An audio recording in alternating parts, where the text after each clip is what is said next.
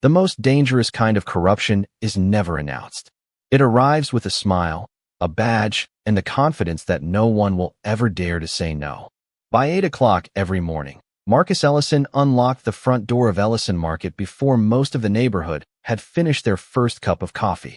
The small grocery store sat on a busy corner in downtown Atlanta, where construction workers stopped for breakfast, parents picked up milk on their way home, and elderly customers came as much for conversation as they did for groceries. Marcus knew nearly every face that crossed the worn tile floor.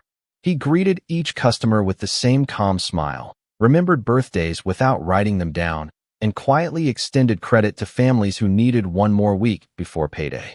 To the community, he was simply the dependable black store owner who had spent 15 years building a business through patience rather than luck. Nothing about him suggested authority. Nothing about him suggested influence. And that was exactly the way Marcus preferred it. The morning unfolded with ordinary rhythm. The coffee machine hissed behind the counter. A delivery driver wheeled fresh produce through the front entrance. A young cashier named Jasmine stocked bottled water while humming softly to herself.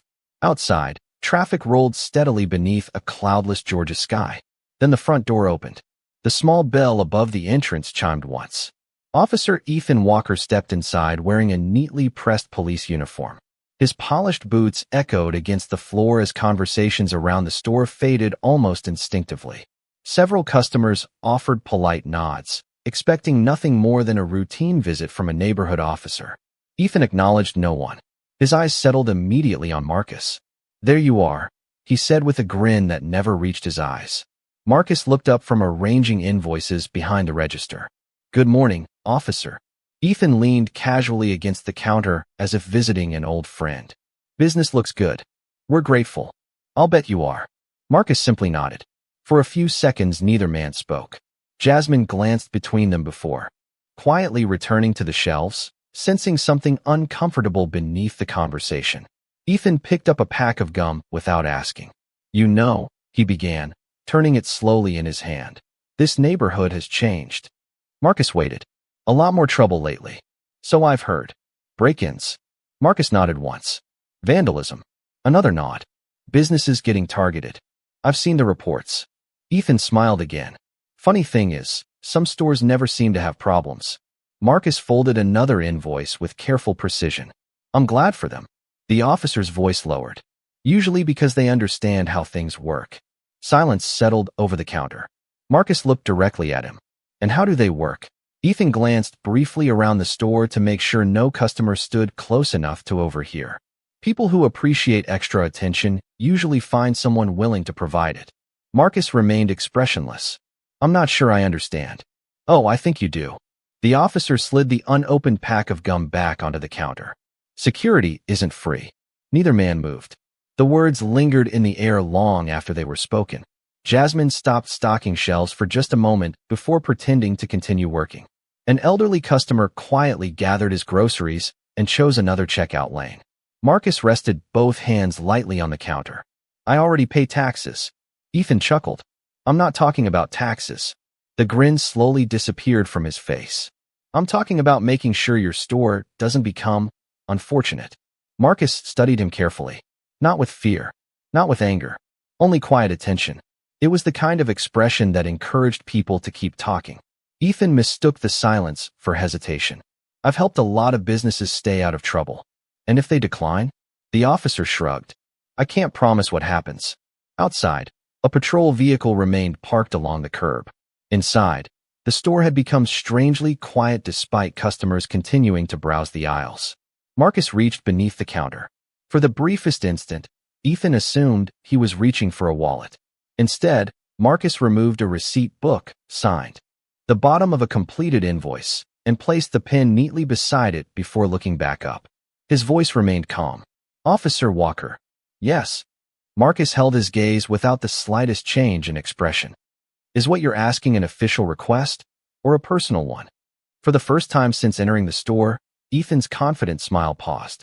He had expected fear. He had expected bargaining. He had even expected outrage.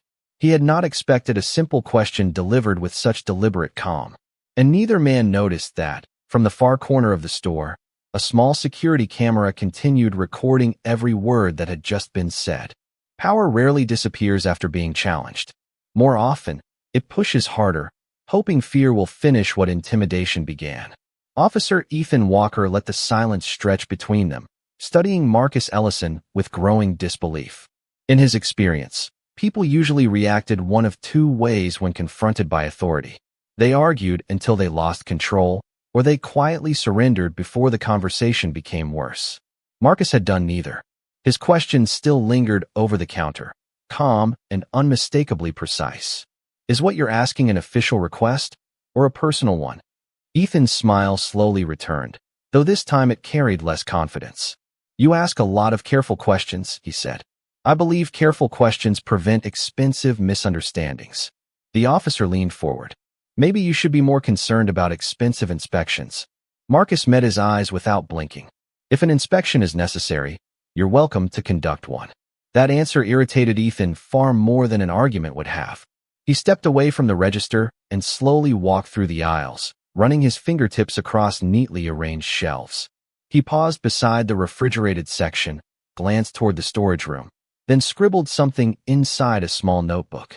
I could probably find several violations if I looked hard enough. Marcus answered from behind the counter. If there are violations, they should be corrected. Again, no fear, no anger, no pleading, only quiet agreement with the law itself. Several customers sensed the growing tension and chose to leave without speaking. The automatic door opened and closed as morning sunlight spilled across the entrance.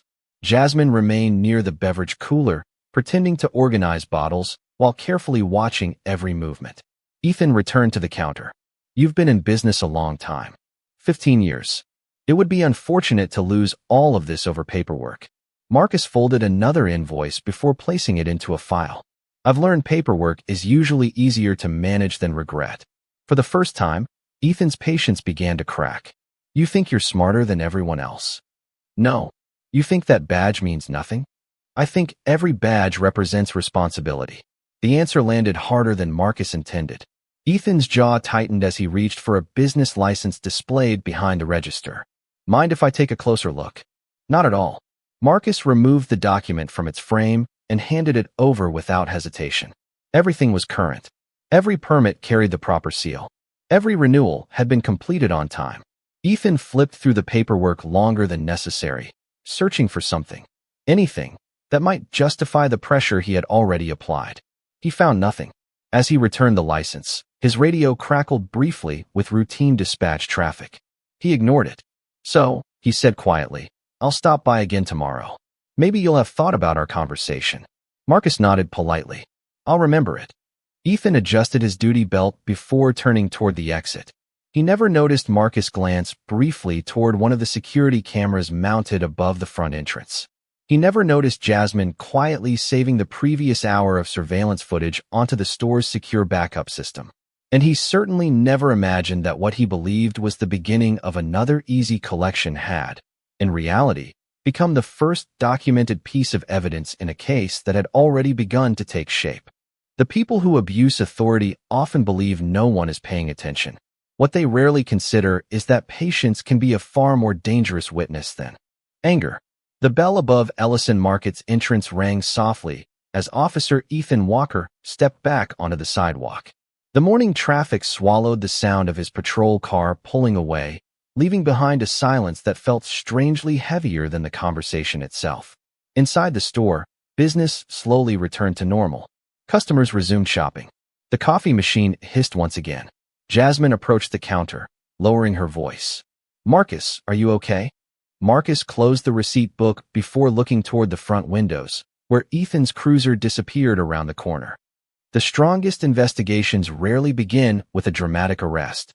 They begin with ordinary moments that someone had the discipline to preserve. By late afternoon, Ellison Market looked exactly as it had every other day. Customers drifted through the aisles. A delivery truck unloaded fresh produce behind the building. Marcus Ellison greeted everyone with the same quiet professionalism, never allowing the morning's encounter to change the atmosphere inside his store. If anyone had walked in, they would have seen nothing unusual. That was precisely the point. Marcus believed that truth was strongest when life continued naturally around it. After closing time, Jasmine locked the front door while Marcus carried a small storage drive into the office behind the register. He connected it to a secure computer that never handled customer payments or inventory records. The screen remained dark for several seconds before requesting encrypted authentication. Marcus entered his credentials. The surveillance files transferred silently. Camera 1. Camera 2. Audio feed.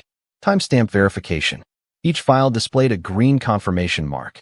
He reviewed only enough footage to confirm that every second of the encounter had been preserved exactly as it occurred. No edits. No missing audio. No interruptions. Facts needed no embellishment. Jasmine watched from the doorway. You really think he'll come back? Marcus clicked the final confirmation window. I don't know, but you expect he might. I expect people who believe they've never faced consequences usually repeat the same behavior. She nodded slowly. So this isn't only about today. Marcus closed the laptop. No. For a brief moment, neither of them spoke. Outside, the evening lights reflected across the storefront windows as the neighborhood settled into its usual rhythm. Somewhere nearby, children laughed while waiting for a bus. A restaurant across the street switched on its neon sign. The world continued as though nothing significant had happened. Yet quiet events often carried the greatest weight. Miles away, Officer Ethan Walker parked his patrol vehicle outside another row of neighborhood businesses. He stepped inside a small repair shop, exchanged a few familiar words with the owner, then left several minutes later wearing the same satisfied expression. To anyone watching from the sidewalk, it appeared to be another routine patrol. No one could have guessed how many similar conversations had taken place before. Back at Ellison Market, Marcus opened the worn black notebook once more. He did not add opinions. He did not speculate about motives. Instead, beneath today's entry, he wrote another simple sentence. Evidence secured. Pattern continues. He closed the notebook and placed it back inside the locked drawer. Only then did he remove his phone. The screen displayed no special badge, no government seal, no indication that it belonged to anything beyond an ordinary businessman. Marcus selected a single contact identified only by initials. He typed 8 words. The latest interaction has been fully documented and preserved. Within seconds, the message showed one confirmation. Then a second. No reply followed. None was necessary. Marcus slipped the phone into his jacket and turned off the office light. Somewhere beyond the quiet streets of Atlanta, someone had just received exactly the update they had been waiting for. And for the first time, the case was no longer growing by suspicion alone. It was beginning to grow with evidence. Real investigations are built one fact at a time. The people being investigated usually believe nothing is happening until every piece quietly fits together. 2 mornings later, Ellison Market welcomed another steady stream of customers. Parents hurried through the aisles before work. Construction crews stopped for coffee. Delivery drivers loaded fresh boxes onto metal carts. To every passerby, Marcus Ellison's store remained exactly what it had always been. A dependable neighborhood business serving ordinary people. Marcus intended to keep it that way. He stocked fresh fruit near the entrance, greeted regular customers by name, and thanked each person who walked through the door. There was no sign that anything unusual had taken place. Yet beneath that ordinary routine, every detail from Officer Ethan Walker's visit had already been preserved, organized, and secured. Late that afternoon, Marcus stepped into his office as Jasmine balanced the day's receipts. There are 2 more copies, she said quietly. Marcus nodded. Store one off-site. You think we'll need them? I think evidence should never depend on one location. She smiled faintly. You always think 3 steps ahead. Marcus closed the office safe. I've learned that's usually enough. At nearly the same moment, across the city, Officer Ethan Walker leaned against his patrol vehicle outside another family-owned business. He greeted the owner with practiced confidence, exchanged a few quiet words, and left carrying the same expression he wore whenever another conversation ended exactly as he expected. Nothing about his day suggested concern. Nothing suggested anyone had begun connecting the pieces. Back at the market, Marcus unlocked his phone once again. No lengthy report. No dramatic explanation. Only another brief update sent through the same secure contact. Evidence verified. Additional activity appears consistent with previous pattern. Within seconds, the message showed delivery confirmation. Again, no reply arrived. Marcus never expected one. He understood that disciplined investigations relied more on observation than conversation. As evening settled over Atlanta, several unmarked vehicles parked separately along different streets within the neighborhood. None stopped near Ellison Market. None drew attention. Their occupants blended naturally into the evening crowd, carrying grocery bags, drinking coffee, or reading newspapers from outdoor benches. To everyone around them, they were simply ordinary citizens. Only they knew they had each received identical instructions. Observe. Record. Do not interfere. One investigator quietly photographed public storefronts while another noted patrol schedules moving through the district. A third reviewed publicly accessible business complaints filed over recent months, searching not for conclusions, but for consistency. Patterns mattered. Verified patterns mattered even more. Inside the market, Marcus locked the front door after the final customer left. He switched off the lights one row at a time before pausing beside the entrance. The security camera continued its silent work overhead. Marcus glanced toward it for only a moment. Then he walked into the night without looking back. Several blocks away, Officer Ethan Walker drove home, believing another successful week had strengthened his reputation and reinforced his control. He had no reason to suspect that somewhere beyond his view, strangers who had never spoken his name were now carefully documenting every movement he believed no one would ever question. The moment power believes it has become untouchable is often the exact moment someone begins measuring its fall. Officer Ethan Walker woke before sunrise with the confidence of a man who believed every day would unfold exactly as the last. His uniform was perfectly pressed. His badge gleamed beneath the kitchen light. As he fastened it to his chest, he saw not a reminder of responsibility, but a symbol of unquestioned authority. By 7:30, he was back on patrol. His cruiser rolled slowly through the same neighborhood streets, passing churches opening for morning service, parents walking children to school, and small businesses preparing for another ordinary day. Ethan greeted fellow officers with relaxed confidence, joking over the radio as though nothing in his world had changed. He never noticed the gray sedan parked 2 blocks behind him. Inside sat a man dressed in ordinary clothes, sipping coffee from a paper cup while quietly recording times, locations, and vehicle movements into a digital notebook. No flashing lights. No surveillance van. Nothing dramatic. Only patient observation. Across town, another investigator reviewed public complaint records involving Officer Walker. Most had gone nowhere. Several lacked evidence. Others had been quietly dismissed. Separated, they meant very little. Together, they suggested something different. A pattern. Meanwhile, Ellison Market opened its doors precisely at 8. Marcus greeted Mrs. Henderson with her usual loaf of wheat bread before helping a young father find baby formula. His voice never changed. His routine never faltered. Only Jasmine noticed that Marcus occasionally glanced toward the street.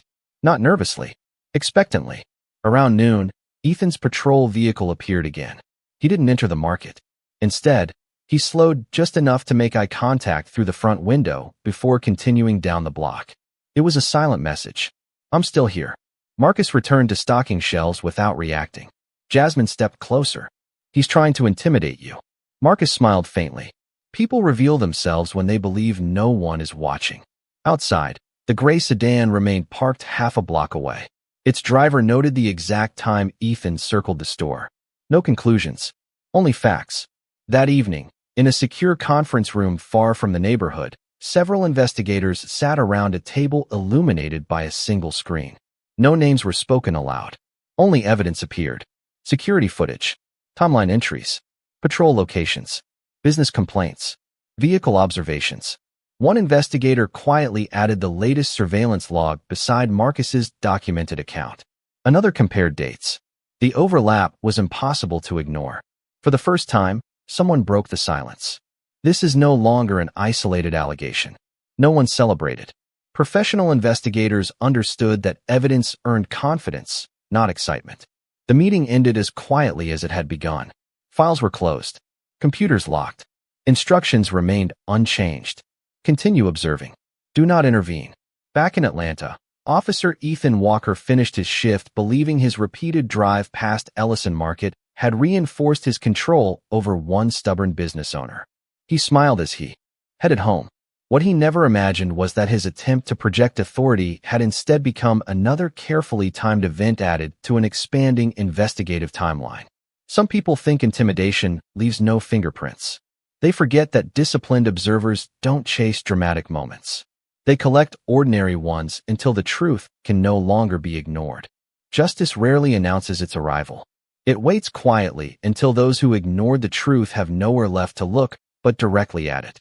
Nearly a week had passed since Officer Ethan Walker first walked into Ellison Market believing he could intimidate another neighborhood business owner.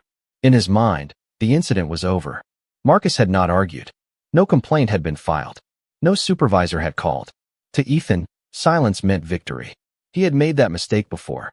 At Ellison Market, another ordinary morning unfolded beneath soft sunlight spilling through the front windows.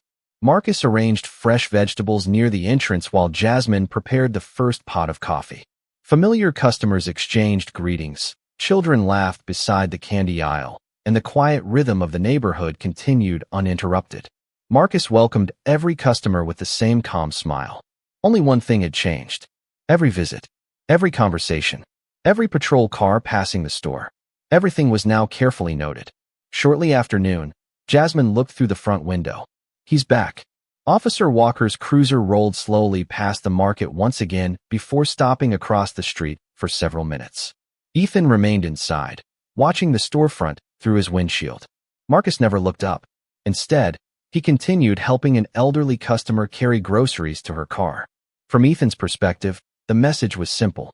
I can appear whenever I want. But 2 buildings away, another pair of eyes watched the same patrol vehicle. A man wearing a maintenance uniform quietly photographed the cruiser from behind a utility truck before recording the exact arrival and departure times. Across the street, a woman pretending to read on a park bench glanced briefly at her watch before making a small note inside a folded newspaper. Neither acknowledged the other. Neither spoke to Marcus. Their work required discipline, not visibility. Later that afternoon, in a secure office far from the neighborhood, a digital timeline stretched across a large monitor. Each verified event appeared in chronological order. Store surveillance, notebook entries, vehicle observations, independent witness logs, patrol patterns. Nothing dramatic, nothing exaggerated. Only consistent facts gathered from separate sources. One investigator enlarged the timeline. Another quietly compared it with departmental patrol assignments. A third finally leaned back. The pattern is becoming increasingly difficult to explain as coincidence. No one celebrated. Professional investigators understood that conclusions came only after evidence removed every reasonable alternative. Back at the market, Marcus finished balancing the day's receipts before locking the office safe. Jasmine watched him for a moment. You knew this would take time. Marcus nodded. The truth usually does. And you're never tempted to push things faster? He smiled gently. If evidence has to be rushed, it usually isn't strong enough. Outside, Ethan Walker drove away believing another silent appearance had reinforced his authority over a businessman who refused to fight back. He never realized that Marcus's silence had never been surrender. It had been patience. And while Ethan measured success by the fear he believed he created, others were measuring something far more permanent. Every mile he drove, every unnecessary stop he made, every choice he believed no one noticed. The investigation no longer depended on one recording inside a neighborhood grocery store. It had become a story told by dozens of ordinary moments. And ordinary moments, when they all point in the same direction, become evidence that even power cannot outrun. A name carries power only when it is finally spoken in the right room. Until then, truth works in silence. Monday morning arrived with clear skies over Atlanta, and Ellison Market opened as it always had. Fresh bread filled the air with warmth. Shopping carts rolled quietly across polished floors, and familiar customers exchanged greetings with Marcus Ellison before beginning another ordinary week. Nothing about the store suggested history was about to change. Marcus stood behind the register reviewing invoices when his phone vibrated once. Only once. He glanced at the screen. A simple message. Meeting confirmed. 2 p.m. No location appeared. No explanation followed. He locked the phone and continued helping customers as though nothing had happened. Across town, Officer Ethan Walker attended the department's morning briefing. His supervisor assigned routine patrol zones, reminded officers about paperwork deadlines, and dismissed the room with little ceremony. Ethan leaned back confidently. His week had been quiet. No complaints. No disciplinary calls. No uncomfortable questions. He believed everything remained under control. What he could not see was a secure conference room several miles away, where investigators quietly assembled around a long table covered with carefully organized files. No one rushed. No one spoke loudly. Each folder represented verified evidence collected independently. Store surveillance, witness observations, vehicle movement logs, public records, documented timelines, Marcus's notebook entries. Every document had already passed preliminary verification. An investigator projected a digital timeline across the wall. Each event connected cleanly to the next. There were no missing gaps, no dramatic assumptions, only facts supporting other facts. The room remained silent until the senior investigator entered carrying one final folder. He placed it gently on the table. This completes our preliminary review. Every eye turned toward the file. Inside rested Marcus Ellison's recorded evidence alongside dozens of independently confirmed observations gathered over the previous weeks. One investigator quietly compared dates once more. They all match. Another nodded. So do the patrol logs. The senior investigator looked around the room before opening the final page. Then we moved to the next phase. No applause followed. Professional investigators measured success by preparation, not celebration. Meanwhile, Marcus finished his shift and locked the front entrance of Ellison Market precisely at 1:30. Jasmine noticed him placing on a dark jacket instead of his usual apron. You have somewhere to be? Marcus smiled politely. Just a meeting. She laughed softly. You make every important thing sound ordinary. Marcus picked up a thin leather folder from the office safe. Most important things are. As he stepped outside, a black sedan quietly pulled to the curb. The driver never stepped out. Marcus entered the back seat without hesitation. The vehicle pulled away into afternoon traffic. Several blocks behind them, another unmarked vehicle followed at a comfortable distance. Not for protection, for procedure. Across the city, Officer Ethan Walker continued writing parking citations, completely unaware that the man he believed to be an ordinary grocery store owner was now traveling toward the meeting that would determine the future direction of the investigation. For days, Ethan had assumed Marcus was simply another citizen who lacked the courage to challenge a badge. Within the next few hours, that assumption would begin to collapse, because the quiet businessman he dismissed had never been waiting for revenge. He had been waiting for the right room, and for the right people to finally speak his name. The truth does not become powerful because it is spoken loudly. It becomes powerful because, one day, every piece of it stands in the same room. The black sedan entered the underground parking garage beneath an unmarked federal office building just before 2 o'clock. There were no signs identifying the agency. No reporters waited outside. No ceremony marked the arrival. Serious investigations rarely announced themselves. Marcus Ellison stepped from the vehicle carrying the same thin leather folder he had protected for weeks. He adjusted his jacket, thanked the driver with a quiet nod, and walked through a secured entrance where his identification was verified without a single question. The receptionist simply smiled. They're waiting for you. Marcus entered a conference room where 6 investigators had already taken their seats around a polished oak table. Digital screens displayed timelines, surveillance stills, patrol records, and carefully indexed evidence gathered from multiple independent sources. No one looked surprised to see him. One investigator stood immediately. Good afternoon, Director Ellison. The room followed. Every person present rose to acknowledge him. Marcus returned the greeting with calm professionalism before taking the seat at the head of the table. There was no triumph in his expression, only responsibility. He opened the leather folder and placed the original handwritten notebook beside the digital evidence already projected across the screen. This contains the first observations, Marcus said quietly.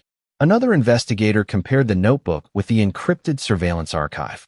Every entry matches the verified recordings. A second analyst added, independent field surveillance confirms the same behavioral pattern. The senior legal advisor folded her hands. The evidentiary chain is complete. Marcus studied the timeline for several silent moments.